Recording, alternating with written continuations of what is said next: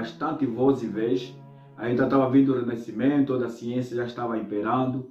Também vimos que nessa mesma época em que Francisco nasceu, inclusive já tinha 17 anos, Francisco, os romanos estavam tendo baixas contra os bárbaros. Os bárbaros foram homens que queriam ser homens livres, sem precisar pagar imposto aos romanos, sem precisar sofrer as atrocidades romanas. Então eles decidiam ficar nas montanhas, nas matas que eles conheciam muito bem, enquanto que os romanos estavam nos grandes centros, dominando a classe mais pobre.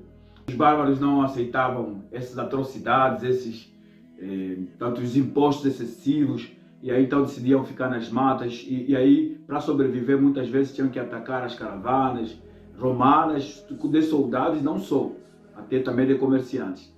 E aí então nós falamos também do feudalismo, que era dos nobres, da classe dos nobres, e Clara e sua família faziam parte desse movimento. Depois também um movimento que estava vindo, que é o movimento da burguesia, onde o pai de Francisco também fazia parte.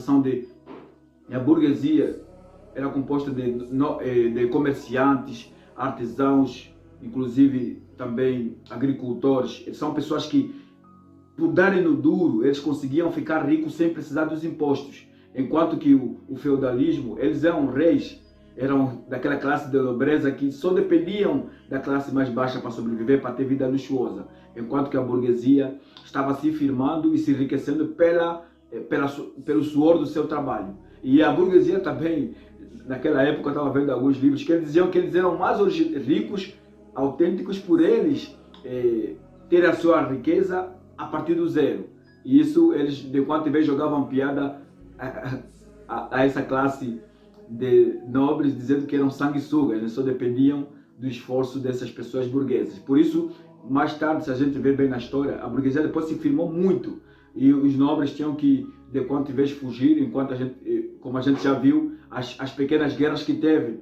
Mas também dizem, segundo alguns geógrafos, isso aí, que Francisco foi à guerra porque ele já era uma pessoa com muito luxo ao redor, e era uma pessoa com bastante fama. Dizem que naquela época também quem era guerreiro era muito mais respeitado. Então você até pode ter bastante coisa, mas se você não tiver uma história de guerra, às vezes você ficava por trás de algumas situações da cidade. Então Francisco também, ok, irmão, uma guerra, seja welcome, como dizem os ingleses, igual welcome. Então Francisco também queria fazer parte, até como uma forma de ilusão mesmo, sabe?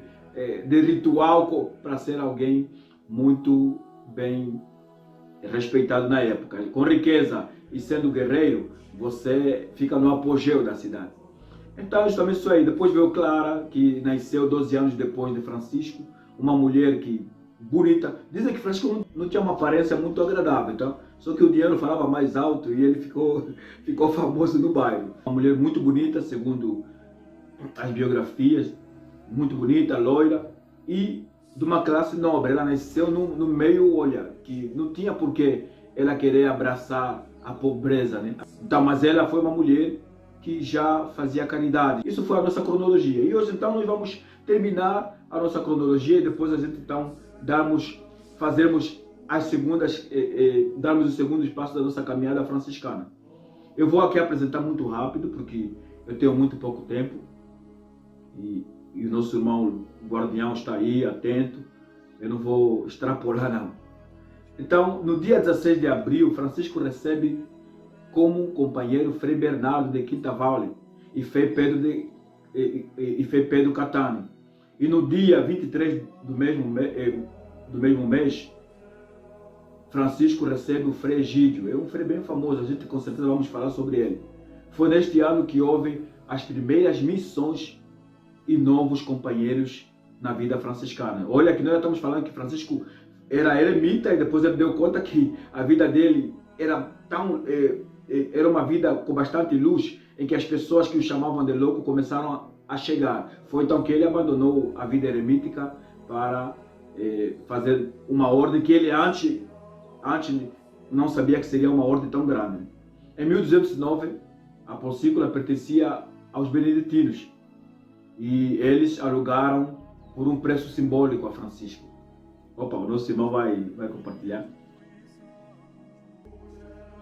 E depois de 1910, Rufino, primo de Clara, associa-se a Francisco. Quando se fala de primo de Clara é porque também está naquela classe de nobre. E mesmo assim ele preferiu deixar as suas benesses, as suas riquezas, muitas vezes as suas heranças, para seguir esse louco que era Francisco. Que na verdade não era louco, era uma pessoa que encontrou a espiritualidade mais do que a religião. E neste mesmo ano, Francisco prega a quaresma na Catedral de São Rufino. Inicia-se também os diálogos secretos entre Clara e Francisco. Em 1211 ou a 1212, no dia 18 a 19 de março, à noite de domingo de Ramos, para segunda-feira, Clara foge de casa paterna e é acolhida por Francisco e pelos demais irmãos da Poncícula, onde ela se consagra ao Senhor. Francisco conduz essa mesma Clara ao mosteiro das Beneditinas, porque não poderia receber uma mulher no meio de vários homens. E a ordem estava, ainda não era ordem, era conjunto de homens, conjunto de pessoas que têm o ideal de vivência evangélica, do modo de vida de um homem que se chama São Francisco. Então, naquela época era também assim. Ainda não tinham claro, era tudo assim, todo mundo vindo ao mesmo tempo, e Francisco não sabia o que fazer. Aí então levou Clara para a casa das Beneditinas, do mosteiro das Beneditinas, justamente para ter um acompanhamento, já que ela não poderia ficar com os homens. E a família, imagine, uma mulher com...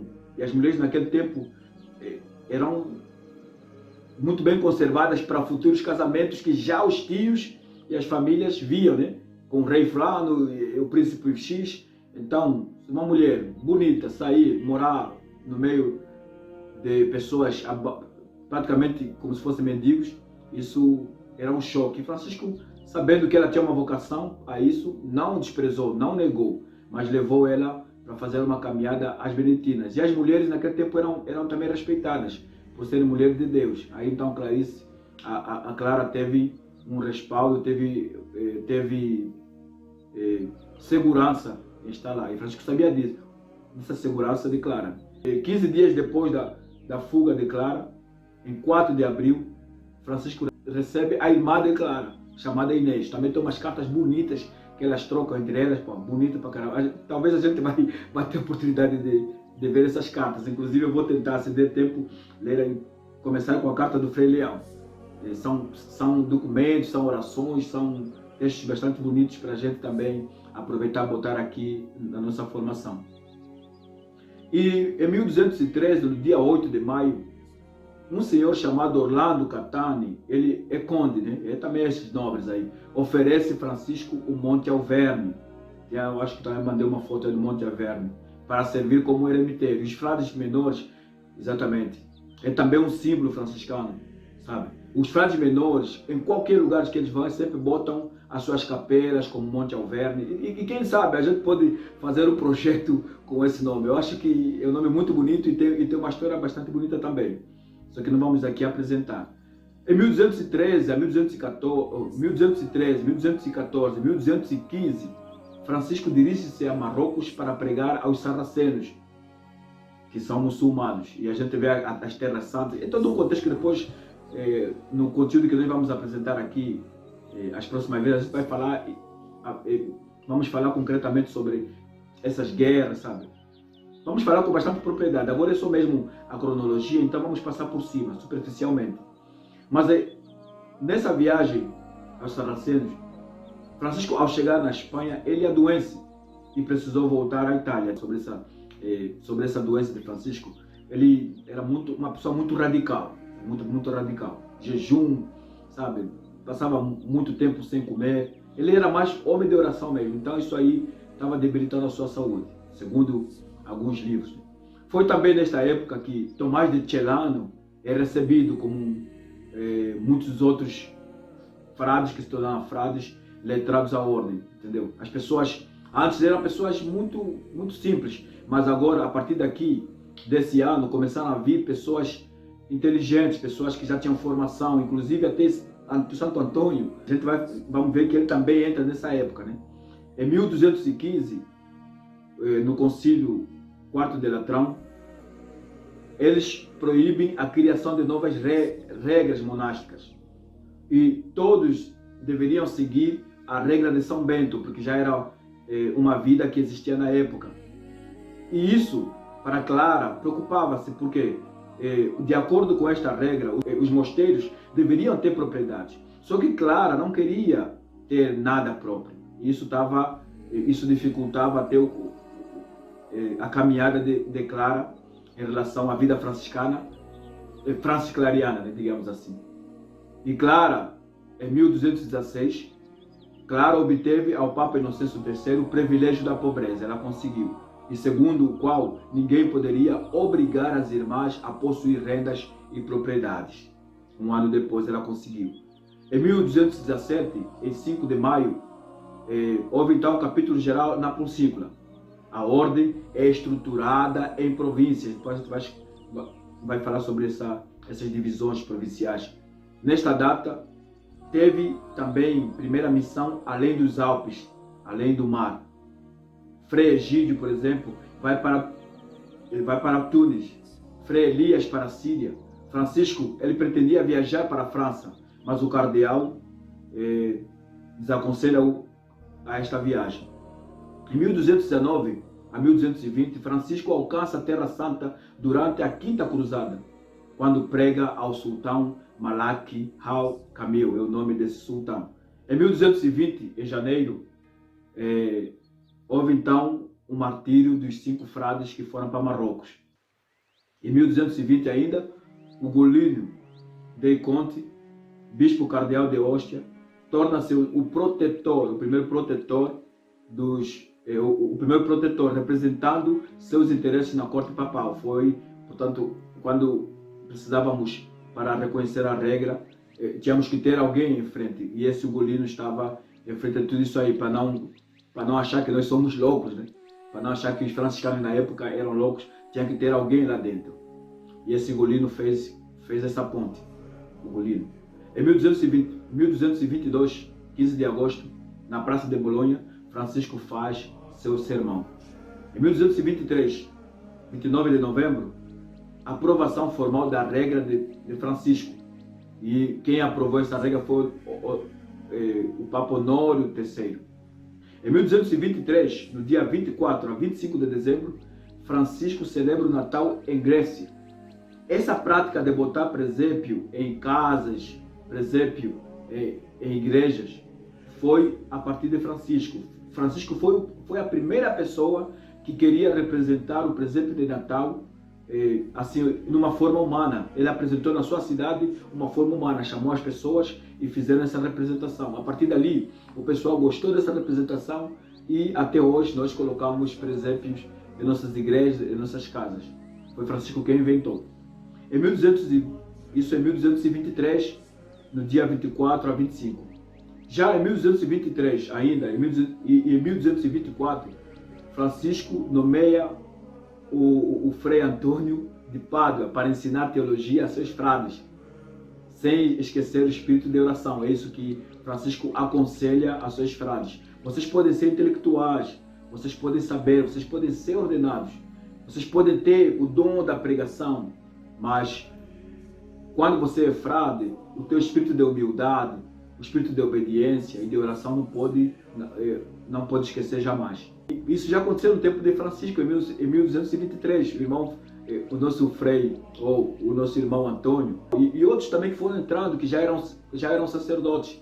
Eles tinham a missão de orientar os seus irmãos mais simples e até mesmo de celebrar junto à comunidade, de celebrar a missa. Então, continuando para terminar daqui a pouquinho, em 1224, Francisco recebe os estigmas. Outras pessoas que tiveram experiências muito fortes na espiritualidade, algumas pessoas começaram a ganhar esse estigma. Não foram só religiosos, não. A gente vai apresentar aqui que outras pessoas leigas também tiveram estigmas. Segundo as informações, mais de 300 pessoas receberam estigmas desde Francisco, porque Francisco foi o primeiro a receber o estigma, que são ferimentos nas mãos, ferimento no pé e ferimento no lado. Francisco foi o primeiro a receber o estigma. Só que de lá para cá, mais de 300 pessoas também tiveram essa experiência de receber o estigma. Só que a Igreja Católica só reconheceu, só canonizou 60 pessoas que tiveram. E temos um famoso, o nosso irmão, ele é capuchinho, foi capuchinho. Ele também teve estigma, ele que tentou tentou esconder, mas não dá. Porque se você é sacerdote, esconder a mão, aí fica complicado, né? Você de quanto ele vai ter que levantar para dar a bênção. Ele recebeu. Tem uma outra pessoa também que recebeu. Pode botar a imagem. Esse senhor aqui, tem um nome aqui embaixo. Deixa eu ver. Mas eles chamam de Francis. Eles chamam ele de Francis. Ele também recebeu o estigma. E ele é leigo, tinha 3 filhos. Entendeu? Ele tem uma vida normal. Só que é uma pessoa... Ele é norte-americano. Chama-se Evi Chaves, mas é conhecido como Francis. Ele é norte-americano. E nasceu em 1925. Então, no nosso tempo, é agora que ele nasceu. Ele foi católico e rezava tanto, tanto terço, que do nada ele começou a ter essa experiência estigmatizada, né? Significa que ele orou tanto, sabe? Que ele teve a experiência de sentir a dor que Jesus sentiu, que é recebendo esse estigma. E dizem também, segundo os médicos, que estigma não é só uma ferida, é uma ferida dolorida, né? Uma ferida dolorosa. Acho que é isso aí, eu não sei bem algumas palavras daqui do Brasil, mas é algo que, quer dizer, as pessoas acreditavam e respeitavam quem tinha os estigmas, mas não era algo fácil, porque sentiam dores, febres, dor de cabeça e principalmente dores nesses ferimentos que eles tinham. E esse senhor também foi uma pessoa muito procurada por ter essa experiência. E tivemos também mais uma outra senhora, eu quero aqui apresentar, não sei se tem a foto dela lá. Eu não achei o nome dela, mas também é uma pessoa que tem registro, uma pessoa que a igreja, tem outras fotos aí, pode passar outras fotos. A igreja reconheceu ela, que realmente ela também recebeu estigma, também teve a experiência de Jesus. Então, para terminar, em 1226, no dia 3 de outubro, morre o nosso pai São Francisco, o nosso irmão São Francisco, na Procípula. Em 1226, no dia 4 de outubro, o corpo de Francisco é levado a Assis para ser sepultado na igreja de São Jorge, onde ele havia estudado. Então, para terminar, em 1228, no dia 16 de julho, Francisco é canonizado por Gregório IX, na Praça de São Jorge. Ele foi uma pessoa que, em menos de pouco tempo, se a gente ver bem, ele morreu em 1226. Já 2 anos depois foi canonizado. Por que será? Porque o maluco foi canonizado tão cedo. Então foi maluco. Foi uma pessoa uma pessoa tão espiritualizada que a igreja reconheceu esse valor, reconheceu a santidade desse senhor. Foi então que 2 anos depois, no dia 16 de julho, Francisco foi canonizado. E em 1230, 30 de maio, transporte solene do corpo de Francisco para a Basílica de São Francisco, onde ele está atualmente. Um lugar maravilhoso, eu vi na foto, é um lugar maravilhoso, é uma cidade, quer dizer, eles fizeram um templo que, enfim, nem sei se Francisco, se tivesse vivo, ele aceitaria ficar naquele lugar, mas é um lugar maravilhoso. Talvez pela vida que ele levou, eu acho que ele merece, entendeu? Está bem preparado, está num lugar digno, não é, eu acho que não é pecado, entendeu? E Francisco é um homem que realmente merece muito mais do que a gente tem feito por ele.